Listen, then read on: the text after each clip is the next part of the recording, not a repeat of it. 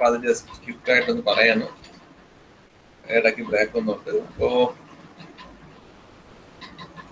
ഇവിടെ നിന്ന് ഒരു പോസിറ്റീവ് ടെർമിനൽ അല്ലെ, emitter base junction is forward bias and collector base junction is reverse bias ആണ്. അപ്പൊ ഇവിടെ ഒരു പോസിറ്റീവ് ടെർമിനൽ ഉള്ളത് കാരണം ഇവിടെ നിന്ന് ഹോൾസ് റിപ്പൽ ചെയ്യും. എമിറ്ററിൽ നിന്നുള്ള ഹോൾസിനെ പുഷ് ചെയ്ത് വിടും. അത് കുറച്ച് റീകമ്പൈൻ ചെയ്യും. അത് കാരണം ഉണ്ടാകുന്ന കറണ്ട് IRB. ബാക്കിയുള്ളത് കളക്ടറിലോട്ട് എത്തും. ആ എത്തുന്ന ഹോൾസ് കാരണമുള്ള കറണ്ടിനെയാണ് IPC എന്ന് പറയുന്നത്. അപ്പോൾ ഈ പുഷിംഗ് കാരണം ഉണ്ടാകുന്ന കറണ്ട് IPE, ആ IPയുടെ വളരെ കുറച്ച് ഭാഗം IRB ബേസിൽ റീകമ്പൈൻ ചെയ്യും. കാരണം ബേസ് റീജിയൻ എന്താണ്, വെരി തിന്നാണ്. വെരി തിന്നായതുകൊണ്ട് വളരെ കുറച്ച് അത്ര റീകമ്പൈൻ ചെയ്യും. ബാക്കിയുള്ളത് എവിടെ എത്തും? ബാക്കിയുള്ളത് കളക്ടറിലോട്ട് എത്തും. പിന്നെ മൈനോറിറ്റി കരിയേഴ്സ് കാരണം ഉണ്ടാകുന്നതാണ് IPCയും IPCOയും INCOയും എന്ന് പറഞ്ഞു ഡിസ്കസ് ചെയ്തു. അപ്പൊ ഇതാണ് മെയിൻ ആയിട്ടുള്ള കാര്യങ്ങൾ. അതിൽ ഓരോന്ന് നമ്മൾ ഡിസ്കസ് ചെയ്തു. ഇന്ന് നമ്മൾ പഠിക്കാൻ പോകുന്ന basic performance parameters of BJT ആണ്. Basic performance parameters of BJT.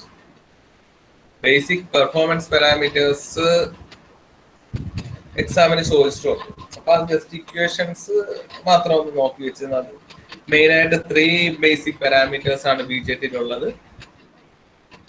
Current amplification factor, base transport factor and emitter injection efficiency. Emitter injection efficiency.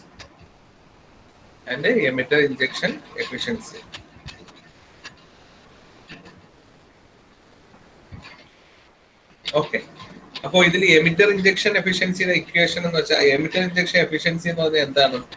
Efficiency of majority carrier injection from the emitter. Efficiency of majority carrier injection from the emitter. അപ്പൊ അത് ഞാൻ വേറൊരു രീതി പറയാം.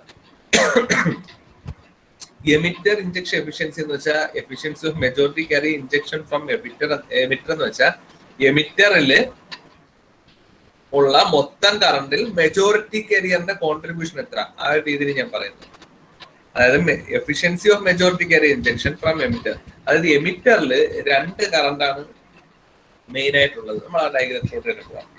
എമിറ്ററിൽ ഇതാ 2 കറണ്ടാണ് ഉള്ളത്. ഒന്നെന്ന് വെച്ചാൽ ഇവിടെ ഒരു പോസിറ്റീവ് ടെർമിനൽ കൊടുക്കുമ്പോൾ ഉള്ള പുഷ് കാരണം ഉണ്ടാകുന്ന IP. ഇവിടെ നിന്ന് പോകുന്ന കറണ്ട് IP ആണ്. ഇവിടെ നിന്ന് കുറെ ഹോൾസ് ഇങ്ങോട്ട് പോകും. അത് കാരണം ഉണ്ടാകുന്ന കറണ്ട് IPE ആണ്. ഇനി similarly emitter base junction forward bias ആണല്ലോ. ഇനി ബേസിൽ ഒരു നെഗറ്റീവ് ടെർമിനൽ കൊടുക്കുമ്പോൾ,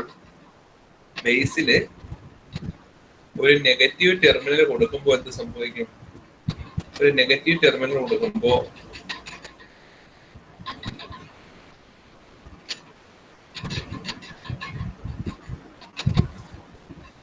ബേസിൽ ഒരു നെഗറ്റീവ് ടെർമിനൽ കൊടുക്കുമ്പോൾ, ഇതൊക്കെ ഓൾറെഡി ഡിസ്കസ് ചെയ്തത് last video current components check ചെയ്യുമ്പോൾ ക്ലിയർ ആയിട്ട് അറിയാം. ബേസിൽ ഒരു നെഗറ്റീവ് ടെർമിനൽ കൊടുക്കുമ്പോൾ എന്ത് സംഭവിക്കും? ഈ ബേസ് റീജിയനിലുള്ള മെജോറിറ്റി കാരിയർ ആയ ഇലക്ട്രോൺ, ഇത് എൻ റീജിയൻ ആണ് ബേസ് റീജിയൻ. അപ്പൊ അവിടെ മെജോറിറ്റി കാരിയർ ഇലക്ട്രോൺ ആണ്. ആ ഇലക്ട്രോൺ ഇങ്ങോട്ട് ഒരു പുഷ് ഉണ്ടാകും. അത് കാരണം ഉണ്ടാകുന്ന കറണ്ടാണ് INE. അപ്പൊ നമുക്ക് ചുരുക്കി പറഞ്ഞാൽ എമിറ്റർ റീജിയനിലുള്ള 2 കറണ്ട് ഉണ്ട്. എമിറ്ററിൽ 2 കറണ്ട് ഉണ്ട്. ഒന്ന് എമിറ്ററിലെ കറണ്ട് എന്ന് വെച്ചാൽ IP, ഹോൾസിന്റെ പുഷ് കാരണം ഉണ്ടാകുന്ന കറണ്ട്. 2 INE. എന്ത് കാരണമാണ്? INE ഡയറക്ഷൻ ഇതാണ്. കാരണം എന്താണ്? ഇലക്ട്രോണിന്റെ ഡയറക്ഷൻ ഈ പറഞ്ഞതുപോലെ ഫ്രം റൈറ്റ് ടു ലെഫ്റ്റ് ആണെങ്കിൽ the direction of electron current will be from left to right. അപ്പോ IPയും INEയും ഉണ്ട്. നോർമൽ കേസിൽ ഈ INEയുടെ വാല്യൂ വളരെ ചെറുതായിരിക്കും. നമ്മൾ നെഗ്ലക്ട് ചെയ്യും. കാരണം emitter current is approximately equal to IPE എന്ന് നമ്മൾ എടുക്കും. കാരണം INEയുടെ വാല്യൂ വളരെ ചെറുതാണ്. കാരണം എന്താണ് INEയുടെ വാല്യൂ വളരെ ചെറുതാണ്? കാരണം because the base region is very thin. Base region വളരെ തിന്നാണ്. എമിറ്റർ വെച്ച് നോക്കിയാൽ ഡോപ്പിംഗ് വളരെ കുറവാണ്. അതിന്റെ അർത്ഥം എന്താണ്? ഇവിടെ എമിറ്ററിലുള്ള ഹോൾസ് വെച്ച് നോക്കിയാൽ ബേസിലുള്ള ഇലക്ട്രോണിന്റെ എണ്ണം വളരെ തുച്ഛമാണ്. അതുകൊണ്ടാണ് ഇവിടെ റീകോമ്പിനേഷൻ. ഞാൻ പറഞ്ഞു, ഇവിടെ ഒരു 100 ഹോൾസ് ഇങ്ങോട്ട് പോയാൽ ഒരു 5 ഹോളെ മാക്സിമം ഇവിടെ റീകമ്പൈൻ ചെയ്യൂ. അത്ര സ്ഥലവും അത്ര ഇലക്ട്രോൺ മാത്രമേ ഇവിടെ ഉള്ളൂ. ബാക്കി 95 ഹോൾസ് എവിടെ എത്തും? കളക്ടറിലോട്ട് എത്തും. അപ്പൊ അതൊക്കെ കൺസിഡർ ചെയ്യുമ്പോൾ നമുക്കറിയാം IP is very very large compared to INE. അത് നമ്മൾ ഇനി അങ്ങോട്ട് പോകുമ്പോൾ IE emitter current is approximately equal to IP വെച്ച് തന്നെ നമ്മൾ സോൾവ് ചെയ്യുന്നത്. അപ്പൊ അതിന് ഓർക്കേണ്ട കാര്യം എന്ന് വെച്ചാൽ എമിറ്റർ കറന്റ് ആക്ച്വലി എന്തൊക്കെയുണ്ട്? there is IP. ഈ ഹോളിന്റെ പുഷ് കാരണം ഉണ്ടാവുന്ന എമിറ്ററിൽ നിന്ന് ബേസിലോട്ട് പോകുന്ന ഒരു പുഷ് ഉണ്ടല്ലോ, അത് കാരണമുള്ള കറണ്ട് IP-യും, പിന്നെ എന്താണ് ബേസിൽ നിന്ന് ഒന്നുകൂടെ റിപ്പീറ്റ് ചെയ്യാം, ഇവിടെ ഒരു പോസിറ്റീവ് ടെർമിനൽ കൊടുക്കുമ്പോൾ ഹോൾസ് എങ്ങോട്ട് പോകും? Holes from left to right പോകും, അതാണ് IP. അതേപോലെ ബേസിൽ ഒരു നെഗറ്റീവ് ടെർമിനൽ കൊടുക്കുമ്പോൾ, കാരണം എന്താണ് emitter base junction forward bias, ബേസിൽ ഒരു നെഗറ്റീവ് ടെർമിനൽ കൊടുക്കുമ്പോൾ എന്ത് സംഭവിക്കും? അവിടെ നിന്നുണ്ടാവുന്ന കുറച്ച് ഇലക്ട്രോൺസ്, മെജോറിറ്റി കാരിയർ ആണെങ്കിൽ പോലും അതിന്റെ എണ്ണം വളരെ കുറവാണ്, അത് കാരണം ഉണ്ടാകുന്ന കറണ്ടാണ് INE. ടോട്ടൽ എമിറ്റർ കറണ്ട് എന്ന് വെച്ചാൽ IP-യും INE കൂടെ ചേർന്നിട്ടുള്ളതാണ്. ഇവിടെ എമിറ്റർ ഇൻജെക്ഷൻ എഫിഷ്യൻസി എന്ന് ചോദിച്ചാൽ എന്താണ്? ആ മെജോറിറ്റി കാരിയറിന്റെ എഫിഷ്യൻസിയാണ് പറയുന്നത്. അതായത് efficiency of majority carrier injection from the emitter. അപ്പൊ എമിറ്റർ എന്ന് മെജോറിറ്റി കാരിയറിന്റെ ഇൻജെക്ഷനെയാണ് ഡിപ്പെൻഡ് ചെയ്യുന്നത്. ദാറ്റ് മീൻസ് നമുക്ക് വേറൊരു രീതിയിൽ പറഞ്ഞാൽ മെജോറിറ്റി കാരിയറിന്റെ കറണ്ട് ഡിവൈഡഡ് ബൈ എമിറ്ററിന്റെ ടോട്ടൽ കറണ്ട്. എമിറ്ററിൽ രണ്ട് കറണ്ടാണ് ഉള്ളത്, ഒന്ന് മെജോറിറ്റി കാരിയർ ആയ ഹോൾസും ഇപ്പുറത്ത് ബേസിലെ മെജോറിറ്റി കാരിയറായ ഇലക്ട്രോണുകളാണ് ഉള്ളത്. അപ്പൊ നോക്കിയേ, emitter injection efficiency defines the efficiency of majority carrier injection from the emitter. എമിറ്ററിൽ നിന്ന് ഇൻജെക്ട് ചെയ്യുന്ന മെജോറിറ്റി കാരിയറിന്റെ എഫിഷ്യൻസിയാണ്, എമിറ്ററിൽ നിന്ന് ഇൻജെക്ട് ചെയ്യുന്ന മെജോറിറ്റി കാരിയറിന്റെ എഫിഷ്യൻസിയാണ്. ദാറ്റ് ഈസ് IP ആണല്ലോ എമിറ്ററിൽ നിന്ന് ഇൻജെക്ട് ചെയ്യുന്ന മെജോറിറ്റി കാരിയർ എന്ന് പറയുന്നത്, അത് കാരണമുള്ള കറണ്ട്. അപ്പൊ IP divided by total emitter current, that means IP divided by total എന്ന് പറയുമ്പോൾ IP പ്ലസ് INE. അപ്പൊ അതിനെ നമ്മൾ എന്ത് ചെയ്യുന്നു? Dividing the hole component by IP. ഒരു ഫോമിൽ എഴുതാൻ വേണ്ടി, ഒരു ജനറൽ ഫോം പോലെ എഴുതാൻ വേണ്ടി ഇത് വെച്ച് എഴുതി നിർത്തിയാലും കുഴപ്പമൊന്നുമില്ല. അപ്പൊ എന്ത് കിട്ടും? IP by IP 1I divided by IP by IP 1 plus INE by IP. അപ്പൊ ആ ഒരു ഫോം കിട്ടും. അത്രേ ഉള്ളൂ എമിറ്റർ ഇൻജെക്ഷൻ എഫിഷ്യൻസി. ഇത് കുറച്ചേ ഉള്ളെങ്കിൽ ഇത് എക്സാമിന് ചോദിക്കും കേട്ടോ. അങ്ങനെ ചോദിച്ചിട്ടുണ്ട് പാരാമീറ്റേഴ്സ്, ഷോർട്ട് ആൻസർ ആയിട്ട്. Next one current amplification factor ആണ്. രണ്ടാമത്തെ പെർഫോമൻസ് പാരാമീറ്റർ എന്ന് പറയുന്നത് ratio of output current to its input current ആണ്. Output current to its input current ആണ്. കോമൺ ബേസ് കോൺഫിഗറേഷനിൽ ratio of collector current to emitter current ആണ്. അപ്പൊ ഇക്വേഷൻ മാത്രം നോക്കിയാൽ മതി. അപ്പൊ കറണ്ട് ആംപ്ലിഫിക്കേഷൻ ഫാക്ടർ എന്ന് വെച്ചാൽ ഒന്നുമില്ല, കറണ്ട് ആംപ്ലിഫൈ ചെയ്യുന്നു. അപ്പൊ എന്താണ് നമുക്ക് അതിൽ നിന്ന് അറിയാം? ആംപ്ലിഫിക്കേഷൻ എന്ന് വെച്ചാൽ എന്താണ്?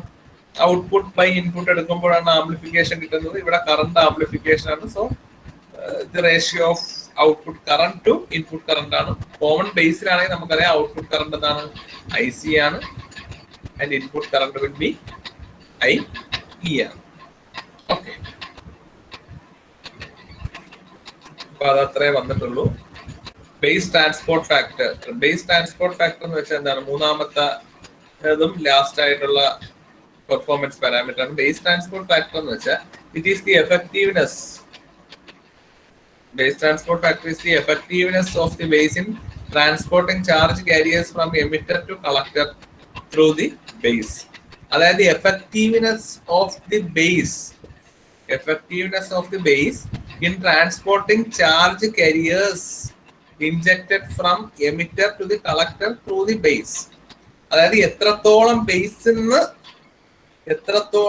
ബേസിൽ നിന്ന് എഫക്റ്റീവ് ആയിട്ട് എവിടെ എത്തിക്കണം? കളക്ടറിൽ എത്തിക്കണം.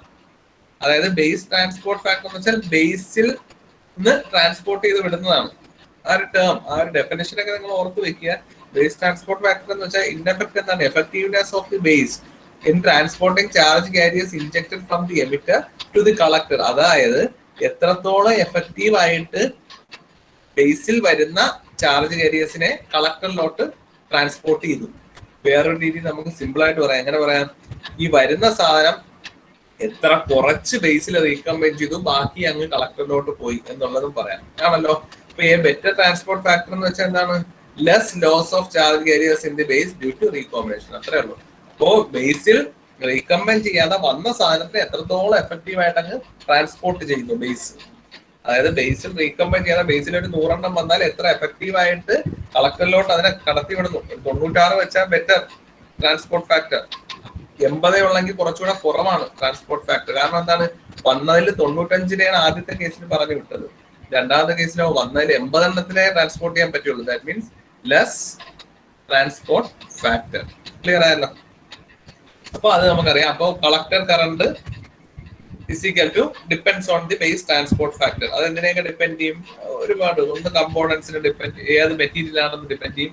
പിന്നെ രണ്ടാമത് എന്തിനെ ഡിപ്പെൻഡ് ചെയ്യും? Thickness of the base region. Base റീജിയന്റെ തിക്നെസ്സും ഈ അപ്ലൈഡ് ബാറ്ററി എല്ലാം ഡിപ്പെൻഡ് ചെയ്യും. അപ്പൊ ആൽഫ ടി, അപ്പൊ I C collector current depend ചെയ്യുന്ന എന്താണ്? Is dependent on alpha T അല്ലെങ്കിൽ ബേസ് ട്രാൻസ്പോർട്ട് ഫാക്ടറും പിന്നെ ആ വരുന്ന എമിറ്റർ എന്നല്ലേ. എമിറ്റർ എന്ന് എത്രത്തോളം വരുന്നു അത്രത്തോളം ആയിരിക്കുമല്ലോ ട്രാൻസ്പോർട്ട് ചെയ്യുന്നത്. 100 വന്നാലേ 90 ട്രാൻസ്പോർട്ട് ചെയ്യും. എങ്കിൽ 50 വന്നാൽ അതിനനുസരിച്ച് 45 ട്രാൻസ്പോർട്ട് ചെയ്യും അല്ലെ. അപ്പോ so collector current I C എന്തിനെയൊക്കെ ഡിപ്പെൻഡ് ചെയ്യും? ഒന്ന് ബേസ് ട്രാൻസ്പോർട്ട് ഫാക്ടറിനെ ഡിപ്പെൻഡ് ചെയ്യും and also depends on emitter current. എമിറ്ററിന് എത്രത്തോളം ഹോൾ വരുന്നു അത് കാരണമുള്ള കറണ്ടാണല്ലോ ഐ പി. അപ്പൊ എമിറ്ററിന് എത്ര സാധനം വരുന്നു എന്ന് ഡിപ്പെൻഡ് ചെയ്യും. പിന്നെ ബേസിനെ റീകമ്പൈൻ ചെയ്യുന്ന ഡിറ്റർമിൻ ചെയ്യുന്ന ബേസ് ട്രാൻസ്പോർട്ട് ഫാക്ടറിനെ ഡിപ്പെൻഡ് ചെയ്യും. എന്താണ്? Collector current. അപ്പൊ അതിൽ നിന്ന് ആൽഫ ടി എന്ത് എഴുതാം? IC by IPE. IC by IPE. ഈ കളക്ടർ കറണ്ടിൽ എന്തൊക്കെയാണുള്ളത് നമുക്ക് ജസ്റ്റ് ഒന്ന് നോക്കാം. ഈ കളക്ടർ കറണ്ടിൽ നമുക്കറിയാം ഇവിടെ IPE നിന്ന് വരുന്നതിൽ വളരെ കുറച്ച് റീകമ്പൈൻ ചെയ്തിട്ട് 100 വരുന്നെങ്കിൽ ഒരു 5 6 അല്ലെങ്കിൽ മാക്സിമം ഒരു 8 9 വരെ റീകമ്പൈൻ ചെയ്തിട്ട് ബാക്കി 91 92 അല്ലെങ്കിൽ 95 വരെ കിട്ടുന്ന കറണ്ടാണ് IPC. പക്ഷെ ഈ കളക്ടർ കറണ്ടിൽ അത് മാത്രമല്ല ഉള്ളത്. അതാ നോക്കിയേ, കളക്ടർ കറണ്ടിൽ IPC ഉണ്ട്. പിന്നെ അതാ ഈ നേരത്തെ ഞാൻ പറഞ്ഞ മൈനോറിറ്റി കാരിയർ കാരണം കുറച്ച് ലീക്കേജ് കറണ്ട് എന്ന് പറയും. ആ മൈനോറിറ്റി കാരിയർ കാരണമുള്ള കുറച്ച് IPCOയും INCOയും വെച്ചിട്ട് ICBO എന്നുള്ള ഒരു കുറച്ച് ലീക്കേജ് കറണ്ട് ഉണ്ട്. പക്ഷേ ഞാൻ നേരത്തെ പറഞ്ഞു IPCയുടെ വാല്യൂ വളരെ കുറവും ഈ ലീക്കേജ് കറണ്ട് എന്ന് വെച്ചാൽ IPCയുടെ വാല്യൂ വളരെ കൂടുതലും ലീക്കേജ് കറണ്ട് എന്ന് വെച്ചാൽ വളരെ കുറവായിരിക്കും. അപ്പൊ IPC ഒരു എക്സാമ്പിൾ പറഞ്ഞാൽ IPC ഒരു എത്ര ഒരു ജസ്റ്റ് അസ്യൂം ചെയ്ത ഒരു 5 ആംപിയർ ഉണ്ടെങ്കിൽ ഇത് എത്ര ആയിരിക്കും? ഇത് മൈക്രോ ആംപിയറോ വല്ലോ ആയിരിക്കും. ഏതാണ് ലീക്കേജ് കറണ്ട് എന്ന് പറയുന്നത്? ഓക്കെ. അപ്പോ IC is approximately equal to IPC എന്ന് തന്നെ നമുക്ക് പറയാം. നേരത്തെ പറഞ്ഞതുപോലെ എന്താണ് IE എന്ന് പറഞ്ഞാൽ യഥാർത്ഥത്തിൽ IPയും ഉണ്ട് INEയും ഉണ്ട്.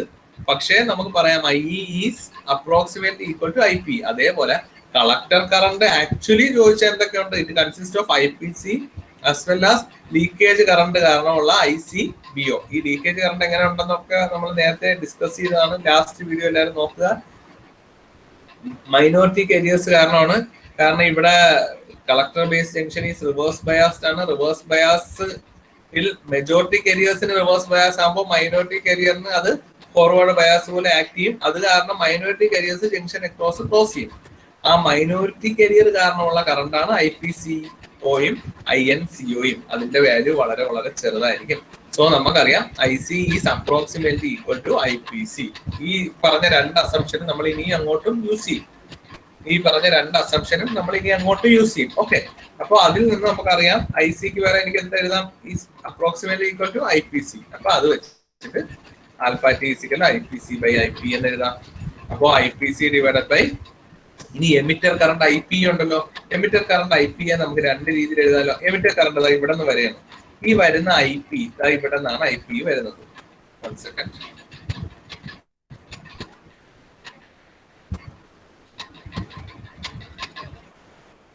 ഈ എമിറ്റർ കറണ്ട് IP ഇവിടെ വരെയാണ്. ഈ വന്നിരിക്കുന്ന IPക്ക് എന്തൊക്കെ സംഭവിക്കുന്നു? കുറച്ച് റീകമ്പൈൻ ചെയ്ത് IRB ഇവിടെ പോകുന്നുണ്ട്. കുറച്ച് റീകമ്പൈൻ ചെയ്ത് IRB പോകുന്നുണ്ട്. ബാക്കി എത്തുന്നതിനെയാണ് നമ്മൾ IPC എന്ന് വിളിക്കുന്നത്. ഒന്നുകൂടെ നോക്കുക. IP ഇവിടെ നിന്ന് ഇങ്ങനെ വരെയാണ്. IP ഇവിടെ നിന്ന് വന്നു. ഇവിടെ കുറച്ച് റീകമ്പൈൻ ചെയ്ത് IRB ഉണ്ടായി. ബാക്കി IPC ഇവിടെ എത്തുകയും ചെയ്യും. അപ്പൊ നമുക്ക് എങ്ങനെ എഴുതാം? IP എന്ന് പറഞ്ഞാൽ എന്തൊക്കെയാ? IPയിൽ നിന്നാണ് IRBയും IPCയും ഉണ്ടായത്. അപ്പൊ നമുക്ക് എങ്ങനെ എഴുതാം? IP is equal to IRB plus IPC. That means IP is equal to IPC plus IRB. അല്ലെ? ആണല്ലോ. IP തന്നെയാണല്ലോ രണ്ടായിട്ട് മാറുന്നത്. ഒന്ന് ബേസിൽ റീകമ്പൈൻ ചെയ്യുകയും ബാക്കിയുള്ളത് കളക്ടറിൽ എത്തുകയും ചെയ്യുന്നു. അപ്പൊ അതിനെ നമുക്ക് എങ്ങനെ എഴുതാക്കും? അതിനെ നമുക്ക് വീണ്ടും നേരത്തെ പറഞ്ഞൊരു ഫോമുല ആക്കാൻ വേണ്ടി dividing the whole elements by IPC. 1 അപ്പൊ IPC by IPC 1 divided by IPC by IPC വീണ്ടും 1 plus IRB by IPC. So these are the basic performance parameters of BJT. മൂന്നെണ്ണമാണ് emitter injection efficiency, current amplification factor, base transport factor. ഇത് നമ്മൾ ഏറ്റവും ഇമ്പോർട്ടന്റും lengthy ആയിട്ടുള്ള ഒരു ഡെറിവേഷനിലോട്ട് പോയാണ്. അപ്പോൾ അത്